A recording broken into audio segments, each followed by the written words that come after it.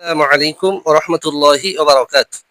আমার প্রিয় বন্ধুরা, যারা আমরা জামাতে নামাজ আদায় করছি অলসতা বোধ করি, তাদের জন্য অবশ্যই এইখানে আলোচনাটি একবার শুনুন, অন্তত একবার শুনুন আর বন্ধু বান্ধবদের মধ্যে পাঠিয়ে দিন।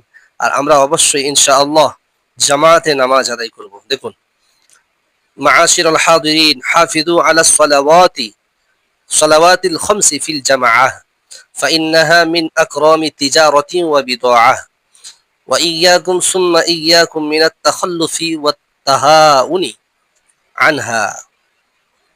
অনুবাদটা শুনুন।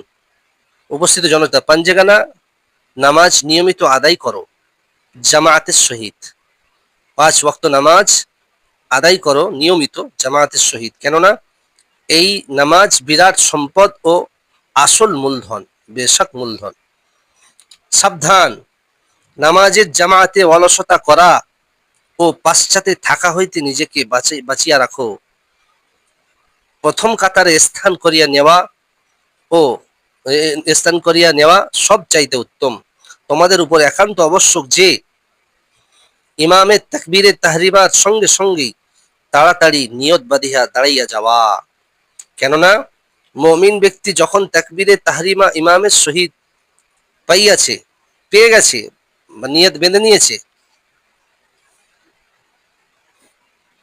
সে পরকালে বিরাট সম্মান ও উচ্চস্থান লাভ করিবে এবং প্রবেশ করিবে দারুস সালাম বেহেশতে।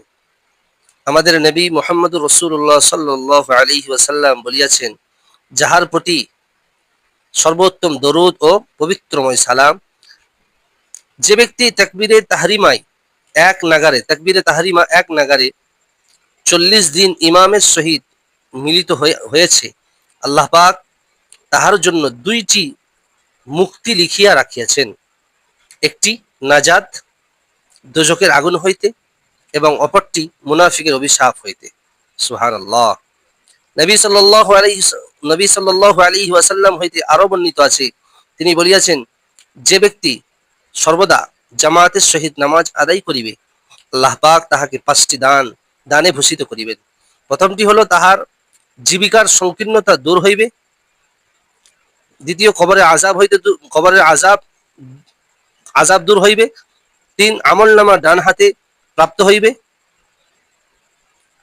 4, বিদ্যুতের ন্যায় পুলসিরাত অতিক্রম করিবে। এবং 5, বেহেশতে প্রবেশ করিবে। সুবহানাল্লাহ, বিনা হিসাবে। আর যে ব্যক্তি পাঞ্জেগানা অর্থাৎ 5 ওয়াক্ত নামাজ